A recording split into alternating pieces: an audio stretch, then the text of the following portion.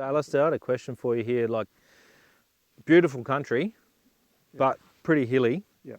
I imagine it gets pretty exposed. I mean, tell me a little bit about how the water moves through the property and how you manage that.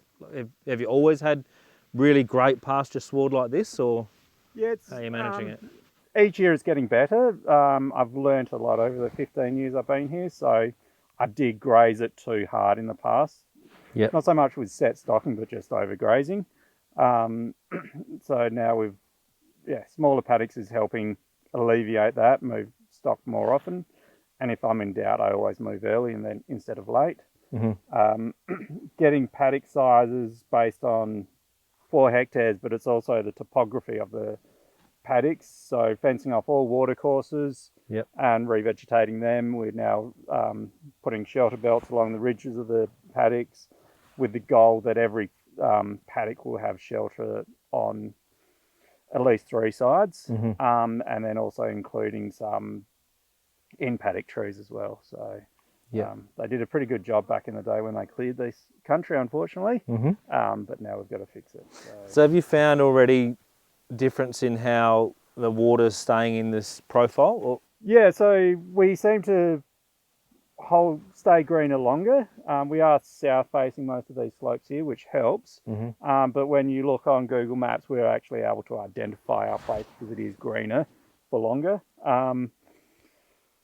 We're also finding that we do get less runoff, but our dams are staying fuller longer. So it seems counterintuitive, but it seems that when it does start flowing, the creeks flow for longer.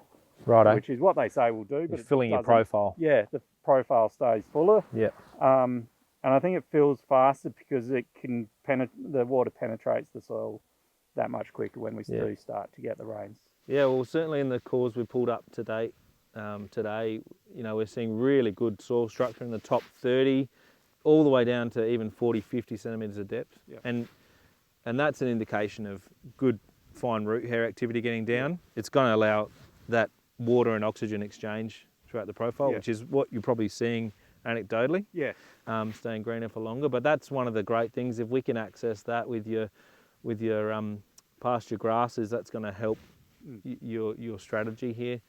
But it's really positive to see that you're managing the space to you know, encourage every opportunity to build resilience in the land, but also improve your carbon stocks and overall health of the soil. One interesting fact has been that spreading contract for fertiliser, which is compost, is able to get on our country when it's wetter and sooner after a big rain than he can elsewhere. So he'll prioritise coming to us when it's wet. That's always nice. Because he knows he can get on here and he can't get on to our neighbours.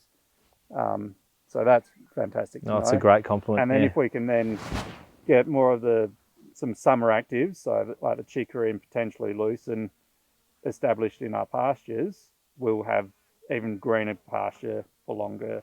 And that green pick will actually help stock utilise the dry feed better through the dry period.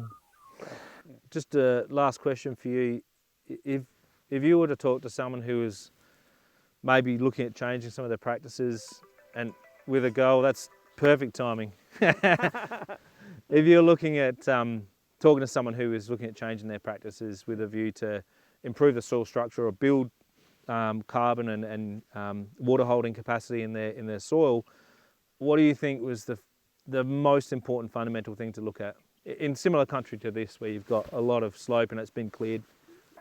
Rotational grazing, smaller paddocks to force that rotational grazing, and to a certain extent getting away from synthetic fertilisers. Yeah. I guess they're two things that are pretty accessible for every kind of farmer, really. It's just redefining some fences and moving stock around a bit more.